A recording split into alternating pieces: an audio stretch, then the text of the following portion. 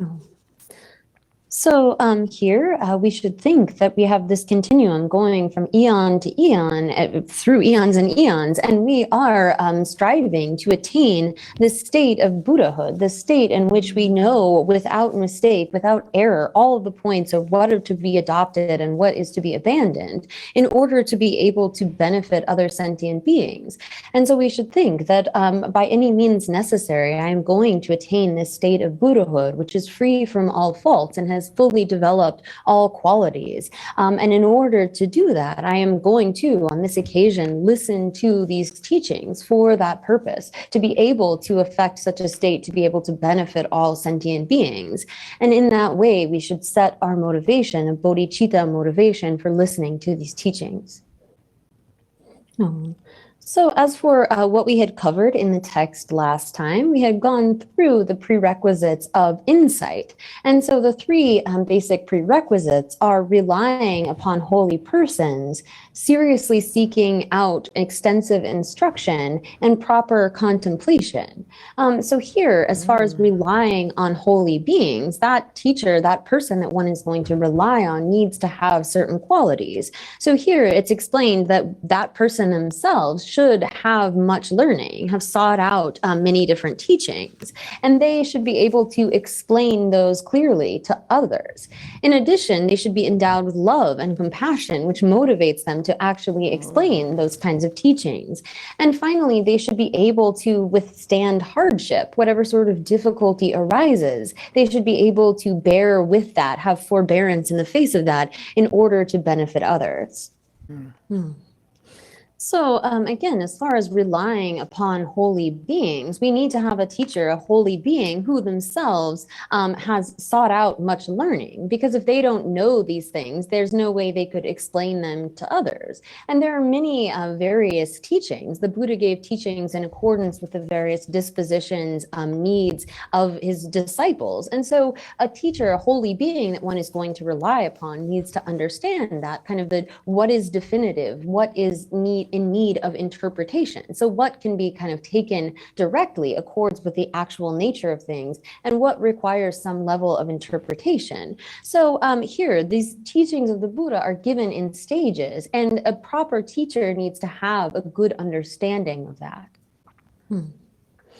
So the teachings of the Buddha, as we have seen, are quite varied in terms of the different meanings that are taught, because the Buddha is teaching to the needs of various disciples, their various dispositions, latent imprints, and so forth. So to some, he taught that there is a self, to others that there is no self, to others he didn't give an answer whether there is a self or not. And so here, this is in accordance with the kinds of dispositions and needs of disciples in order to be able to ultimately lead them to the kind of proper meaning, understanding of reality. But in terms of according with the kinds of needs of disciples, temporarily the Buddha taught something that may not actually accord with reality in order to temporarily benefit a particular disciple. So it's important to kind of understand that process.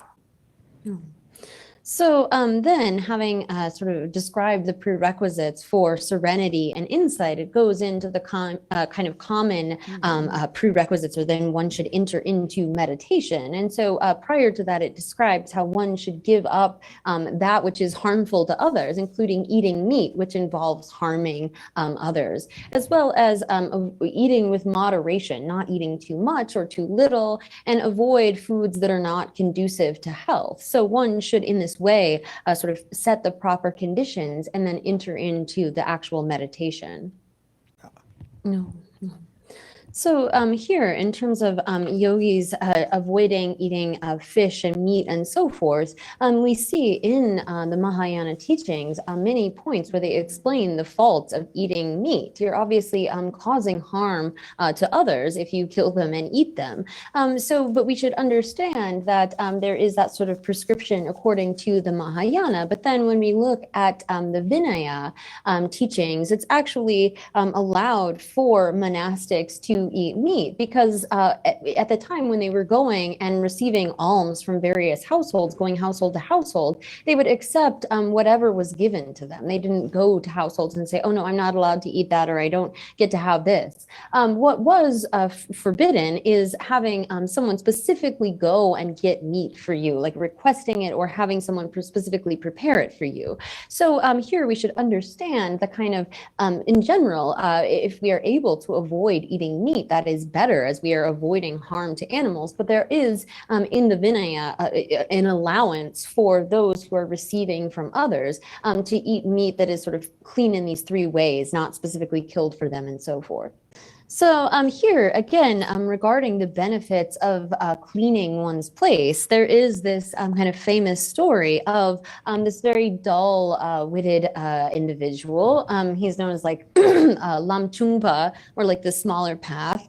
He had gone to all sorts of different teachers trying to get advice about how to practice. And they all thought he was too stupid. They would all sort of be like, well, when we try to teach you something, you learn the first word, or like if you remember the second word, you've forgotten the first word, and so forth. He was very dull and unable to really pick up any kind of teachings that were given to him. But finally, he encountered the Buddha, and he prostrated to the Buddha, and he said, you know, I'm really quite a dull disciple, and I don't know that I will be able to ever sort of train in any kind of teachings. I've been to many teachers, and they can't seem to help me. And the Buddha said to him, no, really, you actually have a good mind. And sometimes it can be the case that people who think they know many things don't actually know a lot, but somebody that doesn't think they know is in a better sort of position.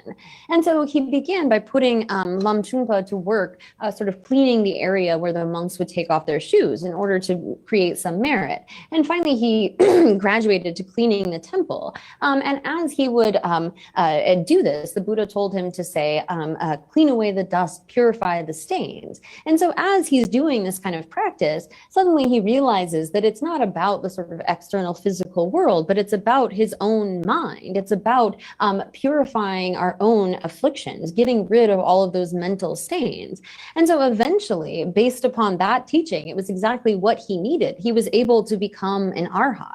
And so if we understand the kind of benefits and engage in cleaning in this way, it can be something that is incredibly beneficial. So that's the first point of these preparatory practices, is cleaning our space. And then putting forth representations of the Buddha's body, speech, and mind. Again, we can have physical representations or do so through imagination. If we have like a statue of the Buddha that is representative of the Buddha's body, a sutra, some kind of text, can represent the speech of the Buddha, and usually a stupa represents his mind. And so if we put out offerings in addition, that is okay. We also don't have to put out offerings. They can be as extensive as we would like or as limited. But it's really, if we can imagine making offerings of everything within the world that we own, as well as sort of the world itself, everything that's unowned, the sun and the moon, the whole universe, making that kind of extensive offering is a very powerful way to make merit. It's not as though the Buddha needs any of these things, or these enlightened beings need to make use of them. But by offering the things that we have, use, and enjoy is a very powerful way to create merit. And so all of our offerings should be sort of clean and without any kind of bad origin, somehow unpure, because they are, say, gotten through bad livelihood or through the black market or something like that. We should be offering things, whether it's water or any other sort of fruits or flowers, without any kind of stinginess, without any sort of holding back, and also things that were not gotten in the wrong kind of a way. And so then once we have done that, we should get comfortable. And again, this means getting into the posture of Vairochana, either described as having 7 or 8 points. And then once we have done that, we engage in the practice of going for refuge and generating bodhicitta. So again, when we're going through these preparatory practices, we clean the space, we set up an altar, make offerings, and get comfortable in this position of Vairochana with either 7 or 8 sort of points to that.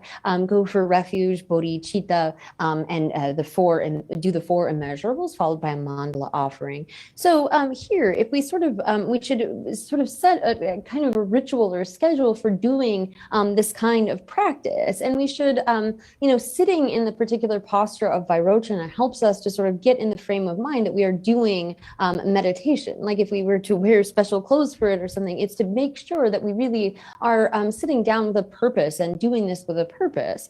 And so here again, when it comes to sitting in this posture, if we are able to do, say, the full Vajra position, that is great for our sitting practice. But if it's something that's really uncomfortable or unable for us to do, we shouldn't force it, because otherwise you're just going to be sitting there thinking about how uncomfortable it is. You won't be able to meditate. So whether we're doing a half Vajra, full Vajra, or sit in some other way that is comfortable for us, we should have this kind of posture that involves first, again, being sort of sitting up properly and having a straight kind of a posture. And so one should, when it comes to like our shoulders should be level and even. When it comes to our spine should be straight. It should be, we shouldn't be sort of like leaning forward or leaning too far back, like sort of bent over. It's going to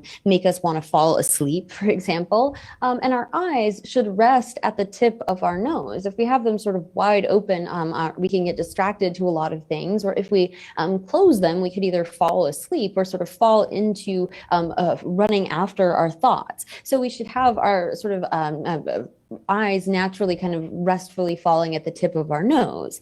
When it comes to the mouth, we should have our sort of teeth and lips in a normal, natural kind of position. And it's recommended to put your tongue at the top of the palate, and that's to aid with not having our throat get dry or having issues with that.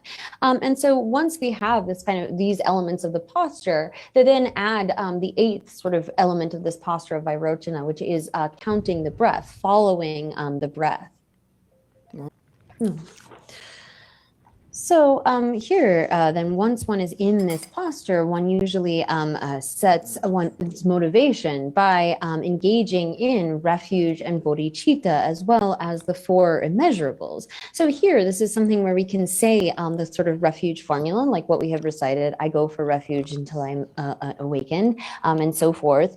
And this encompasses the kind of motivation of refuge and the attitude of bodhicitta, as well as going through these four immeasurables. May all sentient beings abide in equanimity, and so forth. And we should really reflect upon these, reflect on refuge, reflect on bodhicitta, and as we are saying the four immeasurables, really make that sincere. And then this is followed in the six preparatory practices by making requests to the merit field. So this encompasses doing the seven-limbed prayer or puja, and making a mandala offering. So here, as we are doing this, we can imagine this kind of refuge field with the Buddhas and countless bodhisattvas. And again, we're not just sort of imagining or thinking about this realm, but countless realms in which these Buddhas and bodhisattvas abide. And we're making this kind of we're going through the seven-limbed prayer in order to accumulate merit and purify our negativities, because it contains all of the essential points of that. So as we imagine this merit field, whether we see that as like a single solitary Buddha, or we really are sort of visualizing countless realms filled with countless Buddhas and bodhisattvas, we recall the kinds of qualities of these enlightened beings as we make prostrations, whether we're doing physical prostrations or we're doing those mentally. We make offerings. Again, this is another part of accumulating merit. And then we engage in purifying our negativities. This is really the point of confession, of recalling all of those countless negative actions that we have accumulated through countless previous lives, and generating a sense of regret and trying to purify them. And then we engage in rejoicing not just in the merits that we have created, but in those of enlightened beings and all other sentient beings. This is, again, a very powerful way to generate positive energy, to positive merit.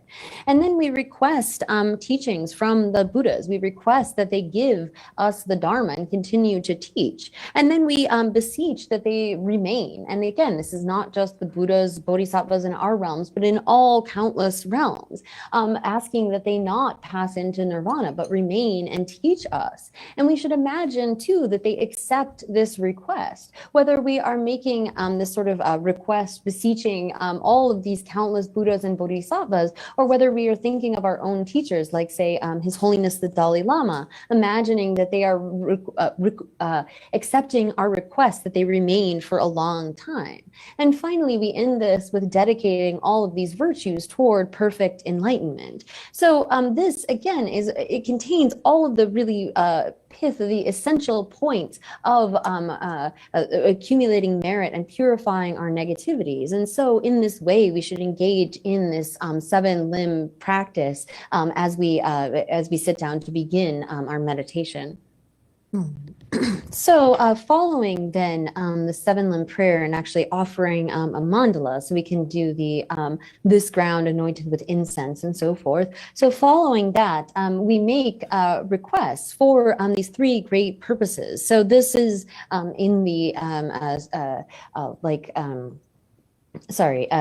our daily guru yoga, this sort of request, in which we make a request to be able to, in the temporary sort of sense, bring to completion, to perfect all of the sort of meditations that we are engaging in. So this says from our any sort of not having respect for the guru all the way up until the very end of the path. So in terms of generating qualities, generating this quality of having respect for the guru all the way until the path of no more training. We make this sort of request to be able to bring those to completion and to be able to eliminate any sort of obstacles, inner or outer obstacles to completing those sorts of practices. So in the temporary, if we are, say, meditating on serenity, we make this request that our practice of serenity may be brought to completion, that any sort of obstacles may be removed, or whether we are doing insight or whatever it may be. This is the kind of, we should make requests to this merit field. So here, then, again, when we have achieved this kind of serenity meditation, then we move to the practice of insight. The idea is that we're not trying to achieve serenity in and of itself, but to conjoin that with insight. And so here, though, looking first at the practice of serenity, it says, this comes where it's under the heading of the practice of serenity, and this should be achieved first. And so to describe the sort of nature, the essence of it, serenity is that mind which has overcome distraction to external objects and which spontaneously and continuously turns toward the object of meditation with bliss and pliancy. And so this is describing then whatever sort of object of meditation, and one can take anything as an object of meditation. We see people who take like various types of form and whatever, but generally as Buddhists, we would take something like the body of the Buddha, and one tries to hold that object without letting the mind go to any other external object. But we're going to have to bring our mind back when it strays, when we notice that it has wandered away from that. We need to draw it back again and again. And so here, this is something where we are continuously sort of working to enhance this kind of faculty that we already have. We have the ability to remain for very short periods on a particular object, but then again, our mind sort of moves away, gets drawn to other things. And so if it strays, we need to have the faculty of recognizing that it has strayed and being able to bring it back. And over time, we are able to enhance this such that we are able to remain as long as we want on a particular object. But we have to be aware, A, of when our mind has gone somewhere else, or B, of when we're sort of falling into a kind of dullness, like say we're sort of falling asleep. We have to be aware of those instances happening. And so this, again, is in order to, we are developing this in order to generate insight, in order to be able to work on meditations like bodhicitta and love and compassion, developing ultimately the wisdom realizing emptiness. So this is something where again we don't want so generally when it comes to serenity meditation, this is something that non-Buddhists engage in as well, and they can also engage in a union of serenity and insight that is not realizing emptiness. So we can have insight regarding, say, seeing the faults of the desire realm, the realm that we live in with these bodies of flesh and blood and so forth. Someone might look at that and say, oh, well, this is a really sort of unfortunate situation to be in, to have sickness and disease and have to deal with sort of supporting this kind of physical body. So it might be better if I were born in, say, one of the concentrations with a kind of mental body wherein I don't have to experience sickness and so forth.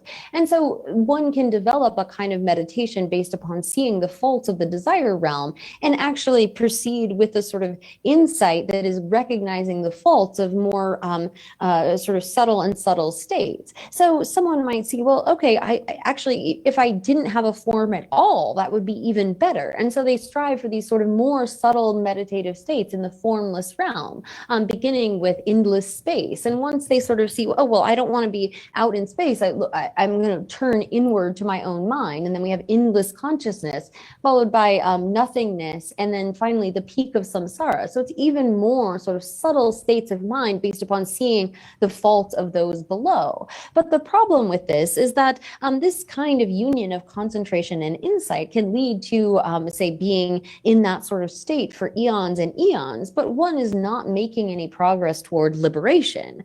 We want a union of sort of concentration and insight realizing emptiness in order to free us from samsara.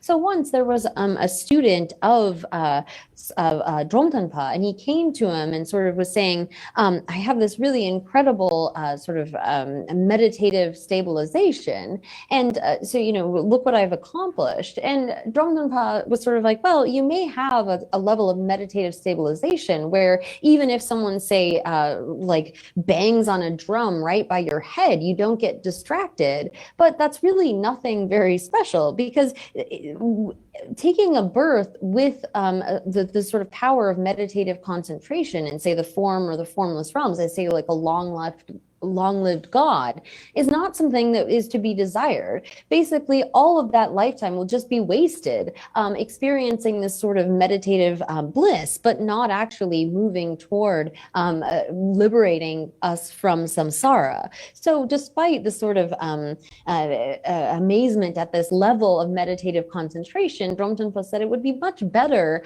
to focus on things like renunciation and bodhicitta and the realization of emptiness, because otherwise you risk taking birth in a place where you're basically just wasting your time. So instead of seeking out those kinds of higher meditative states, we really are striving for a union of serenity and the insight realizing emptiness.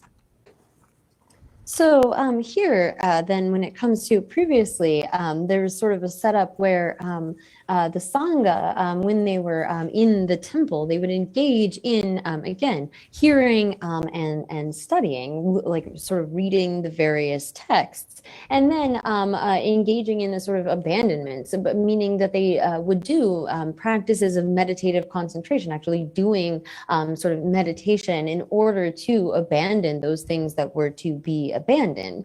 And so there were various sort of methods in which the fully ordained Sangha would have the sort of junior monks as their helpers. And like when people would be meditating in the hall, and say someone was falling asleep, they would have a ball on a rope and actually like hit them in the head with this ball to wake them up. There are various sorts of like methods in order to keep people awake with sort of like various rope contraptions. I mean, sometimes if you're really like falling asleep, getting up and taking a walk around, or splashing the face with cold water and so forth, there are methods to sort of revive, get yourself waked up to be able to do that kind of meditation. So this is something that previously was done in the monasteries as part of the sort of communal exercise. However, nowadays, mostly the monasteries are reserved for study, and no one is, there aren't really like collective kind of sessions of doing meditation, but rather individuals are like say doing it in their own rooms and so forth. And so this is again, previously in Tibet, there were a lot of sort of places to go for, say, mountain retreats in order to have a place to accomplish this kind of serenity meditation, and people would make use of that. But this is something where we don't see it done as like a communal kind of practice in the monasteries anymore as much. Oh, yes, I understand. So here again, looking at the nature of serenity, it says serenity is again, this kind of mind that has overcome distraction to external objects and spontaneously and continuously turns toward the object of meditation with bliss and pliancy. And so once one has attained that, then that which properly examines suchness from within a state of serenity is insight. So we develop this practice of serenity for the purpose of then developing that insight, realizing emptiness. And here in this section, it talks about sort of three different objects that one takes as the object of this kind of serenity meditation. So first, there are the various teachings of the Buddhas, these 12 different branches of teachings of the Buddha. And then there are the various sorts of aggregates, the sense bases, and then the various constituents. So looking at those types of things. And then there is examining the body of a Buddha, taking that as one's object. So here, this is whatever one is taking as one's object, whether it is like the body of a Buddha, or one is thinking about the various sorts of aggregates and our various sense bases, and then the objects of those senses, all of those can sort of subsume all of the various phenomena. One is trying to bring the mind to a state where it is pacified from any kind of distraction and has a sort of clarity in its abiding on the object. So this is something that we have to develop over time. So until we reach the point where we are spontaneously and effortlessly able to remain single-pointedly focused with clarity on an object,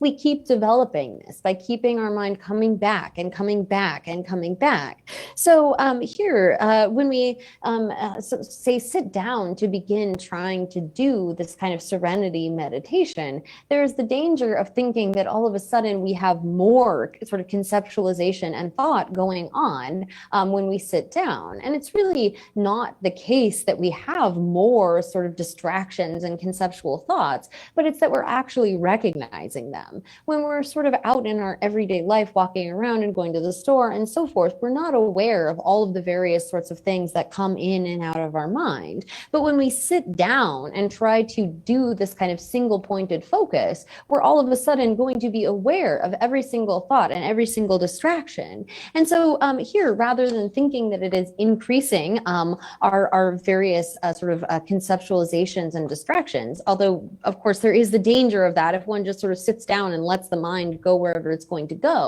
But really, we're not increasing our various mental chatter. We're just becoming aware of it. We're recognizing it. And so here, when we are developing our practice of serenity, we need to deal with the two sort of main obstacles to developing serenity, and this is excitement and dullness. So when we have excitement or sort of this our mind getting distracted away to other objects, we have to be able to recognize that and bring it back.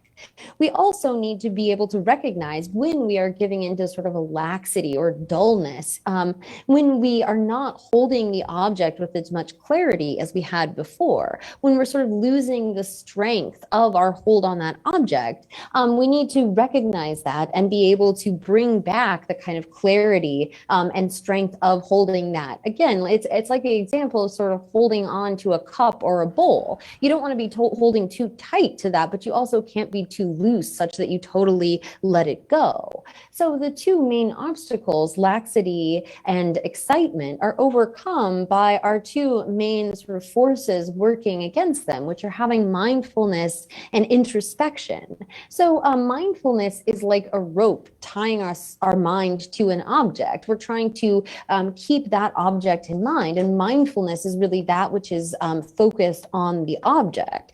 And insight is the kind of awareness that we have strayed away from that object. So when we have this like spy of, not insight, introspection. Introspection is when we are able to be aware that we have strayed away. And so when we have that kind of spy of introspection, we are able to recognize when we have gotten distracted or when our mind is gone into a space of being dull or more lax. And we also need to develop this faculty such that we are able to recognize when we need to leave the mind alone in equanimity. When we have neither dullness nor excitement, one shouldn't be applying any kind of an antidote, but rather remaining in that state. So this is the way in which we enhance and develop the practice of serenity.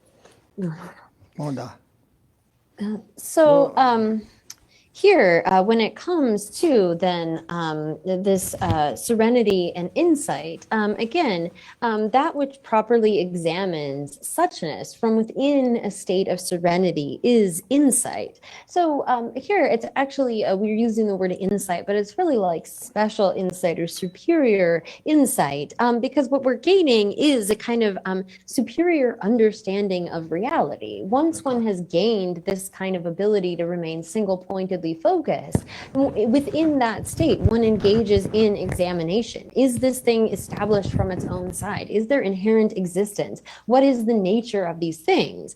And it is that kind of wisdom that arises from analysis that we refer to as special insight, when it is specifically recognizing emptiness or the nature of reality. And once one gains that kind of insight, there is another level of mental and physical bliss and pliancy that arise from that, in the way that we get when we attain serenity, a special kind of mental bliss and pliancy, such that there is no difficulty remaining however long we want in that kind of meditation. So too, when we have achieved special insight, we gain another sort of superior level of mental and physical bliss and pliancy. So here again, we are talking about this insight that is realizing emptiness, and this is something that we do based upon taking various objects. So here I'm going to turn to the quotation from the Cloud of Jewels Arya Sutra, which reads, "Serenity is a single-pointed mind. Insight makes specific analysis of the ultimate." So again, those are sort of the nature of those two. And then also from the Unraveling the True Intention Arya Sutra, Maitreya asked, "Oh Buddha, how should people thoroughly search for serenity and gain expertise in insight?" Here, this then goes into the answer from the Buddha, which says, "Maitreya, I have given the following teachings to the bodhisattvas: sutras, melodious praises, prophetic teachings, verses, specific instructions, advice from specific experiences, expressions of realization, legends, birth tales, extensive teachings, marvelous teachings, established doctrine, and instructions." So he first describes the kind of teachings that he's given, and then goes into how bodhisattvas should properly listen to these teachings and so forth. So here, looking at the various categories of teachings, and I'll just go through these quickly. One becomes an expert in insight through looking at the various sort of general characteristics of things and their various specific qualities. And one does this by sort of looking at the various teachings of the Buddha. So sutras here are sort of concise things that have been gathered together. Then we have the sort of verses that are praises. So generally these melodious praises will be in verse, but not all verses are going to fall into being melodious praises. There are those teachings given by the Buddha where he gave prophecies about something coming about in the future, and this sort of being will be born and so forth. Then there are the various teachings that are in verse. There are then like specific instructions. So advice that came up in a specific sort of context in which he gave specific instructions for that kind of situation. There are also sort of advice from specific experiences. So say, for example, when it comes to the various codes of the Vinaya and creating, well, what is a downfall and so forth, those were sort of created from various experiences. Something happens and then they make up a rule or a teaching about it. Then there is the expressions of realization. So things giving examples of various types of realizations and so forth. Then there are legends or sort of various historical teachings that the Buddha gave. There are the birth tales. This is one we might be more familiar with, where the Buddha talks about his previous lives, giving kind of teachings from those various lives. Then there are extensive teachings, so things that lay out sort of things in more detail. We have marvelous teachings, sort of describing the various extraordinary qualities of enlightened beings, for example. And then there is established doctrine and instructions. So here, this established doctrine and instructions can cover things like the various general characteristics of things, the individual kind of qualities of phenomena, like things like impermanence and so forth. So that is in brief these 12 categories.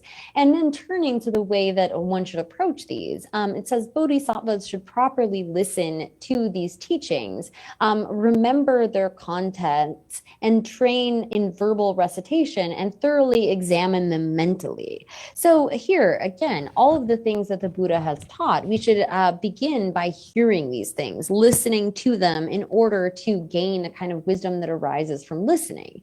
And this stage of having listening and then one's own reflection and meditation is often emphasized and is extremely crucial.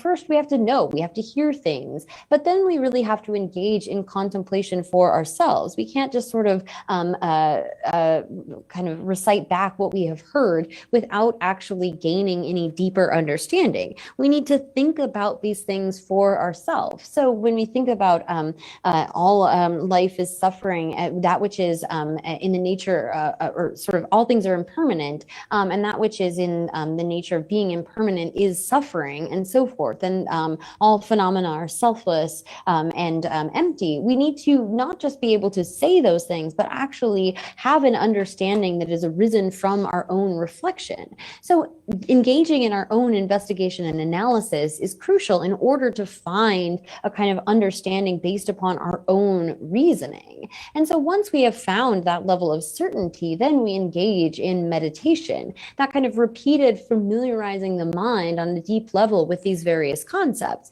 Because when we think about counteracting something like our grasping at permanence or grasping at some kind of a self, we have countless lives where we have been habituated to those kinds of wrong views, those wrong ways of thinking. And so in order to counteract that, we have to develop a real strength of conviction that arises from first hearing about something, then thinking about it, and then meditating on it. Like how it comes with patience. We aren't immediately able to be patient, but once we start to develop that sort of quality, we're able to reduce our anger slowly over time. So this kind of process of mind and training the mind and developing qualities is not the sort of level of knowledge like knowing something is yellow or knowing it's blue. We have to recognize that it's much deeper than that. And we need to, because our wrong views are so strong, we're so habituated to them since beginningless time. It takes this kind of repeated familiarization in order to bring forth this kind of uncontrived, unfabricated sort of understanding that arises spontaneously and naturally.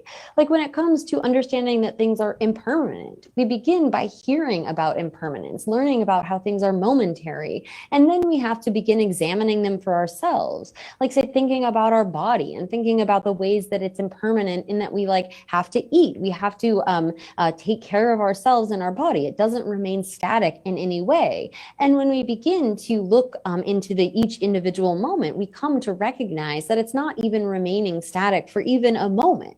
And at some point, when we've found certainty in that through contemplation, we then repeatedly familiarize the mind with this by meditating on it again and again. And at some point, like in the way that we are able to counteract our anger and our self-grasping and all of those, this will be able to overpower those kinds of wrong views. And once we have developed the wisdom arising from meditation, our understanding is unfabricated and uncontrived.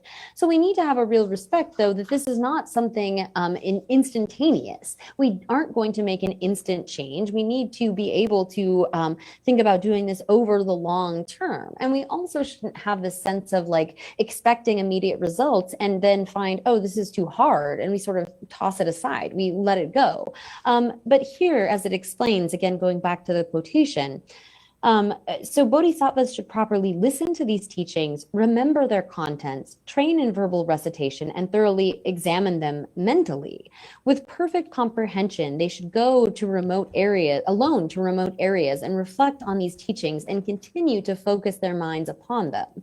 They should focus mentally only on those topics that they have reflected about and maintain this continuously. That is called mental engagement. So again, this kind of continuity, engaging in it again and again and again, is really crucial for developing the wisdom arising from meditation. Here, then, when it comes to this kind of process of developing serenity, we have that which we have reflected on, and we continuously maintain this kind of focus, and that's called mental engagement. And when the mind has been repeatedly engaged in this way, and physical and mental pliancy have been achieved, that mind is called serenity. So this is really the nature of serenity, is when one has repeatedly engaged in this kind of meditation, such that the ability to place the mind single-pointedly on an object is unfabricated, is uncontrived, and one develops a kind of mental and physical bliss and pliancy, such that there is no difficulty, say, physically remaining in this kind of meditation, nor is there any sort of mental difficulty in remaining in this meditation, but rather it just brings about a kind of blissful experience. And the sort of ability to stay single-pointedly focused is uncontrived. It's sort of naturally arising at this point when one has developed serenity. So this is how bodhisattvas properly seek serenity. And when the bodhisattva has achieved physical and mental pliancy and abides only in them, he or she eliminates mental distraction. So the phenomena that has been contemplated as the object of inner single-pointed concentration should be analyzed and regarded as like a reflection. So when we are meditating, no matter what the object of meditation is, there is a kind of mental image, sometimes translated as like generic image of the object that arises. So even if we say like looked at the body of a Buddha, we're mentally creating an image of that Buddha body that is the object of our meditation. Or if it's some sort of topic that we have thought about, that mental image is arising as the object of our meditation. So we should recognize that this appearance of whatever object it may be, is like a reflection. It is not the object itself, but rather this is our mental image of an object. It's sort of like a reflection of that object. We could think about it how when we say normally see a person a lot, but we haven't seen them for some time, we can still call up an image of that person, or we can call up an image of a place that we have been to. This is the kind of way that one has a mental image, that is the meditational image. And one then takes that sort of reflection and engages in analysis using our insight, recognizing that although there's this appearance of something, whatever object it may be, it doesn't actually exist in the way that it appears. Things appear to us as though they have some sort of ultimate real existence, but they don't actually appear in that way. So this reflection or this image that one takes as the object of meditation should be analyzed and regarded as like a reflection. Using these tools of insight, one within that state of abiding single-pointedly engages in this kind of analysis. Oh, yeah. So here, then continuing in the text, it says, this reflection or image, which is the object of single-pointed concentration, should be thoroughly discerned as an object of knowledge. So here we get into some various sorts of terms. Whatever kind of object one has taken for one's meditation, whether it's something like impermanence or looking at the various aggregates and the sense bases and the constituents and so forth, one then engages in this kind of analysis. So here it says, it should be completely investigated and thoroughly examined. So here, the completely investigated is referring to investigating the sort of varieties of phenomena, looking at the conventionalities, examining conventionalities is referred to with this kind of term of completely investigated. And then thoroughly examined is looking at the way that things actually are, things as they are versus things in their varieties. And then it says, practice fortitude and to take delight in it. So here again, when it comes to engaging in this kind of meditation, one needs to have this sort of fortitude, the ability to bear with whatever may come up. And one also should have a sort of delight in it. And then it says, with proper analysis, observe and understand it. This is what is known as insight. So here, again, with this kind of in accordance with the way that things are, one engages in proper analysis, referring to sort of the specifics of various things. So I think here we could say, like, observing it is seeing the way that things are, and understanding it, again, is getting at both the sort of conventional level of understanding as well as the ultimate level of understanding. And so this is what is known as insight. Oh, yeah.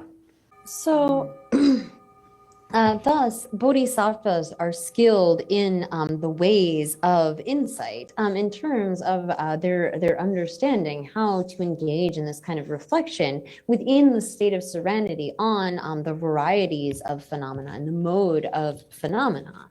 So here, getting back to this sort of actual practice of serenity then, it says, the yogis who are interested in actualizing a serenity mind should initially concentrate closely on the fact that the 12 sets of scriptures, the sutras, melodious praises, and so forth, can be summarized as all leading to suchness, that they will lead to suchness, and that they have led to suchness.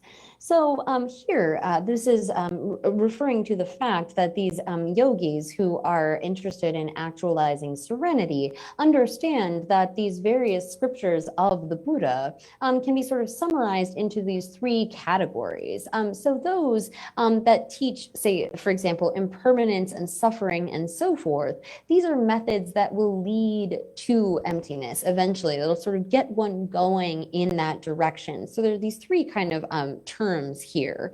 And then there are those that will lead to suchness. So for example, there are teachings that help bring one closer to an understanding of suchness. So here again, they're trying to sort of make the distinction between these three levels. There's first those that are sort of pointing in the direction of suchness. And again, suchness is referring to emptiness. There are those that are getting one closer, sort of leading one into that general direction. And then there are those that arrive at, that have actually gotten us to the sort of understanding of emptiness. So for example, there are various teachings where, say, one explores a more coarse kind of selflessness, looking at whether there is some kind of permanent, autonomous, unitary sort of self. And there are those teachings that say, teach us that there is no such self, and there is, say, no self apart from the aggregates, which is a more coarse kind of understanding. But that teaching in and of itself brings us closer to emptiness, although it's not yet sort of like caused us to arrive at suchness or at emptiness. Those more coarse understandings allow us to sort of turn in the direction of emptiness, to get closer to emptiness, and finally to arrive at that point of emptiness.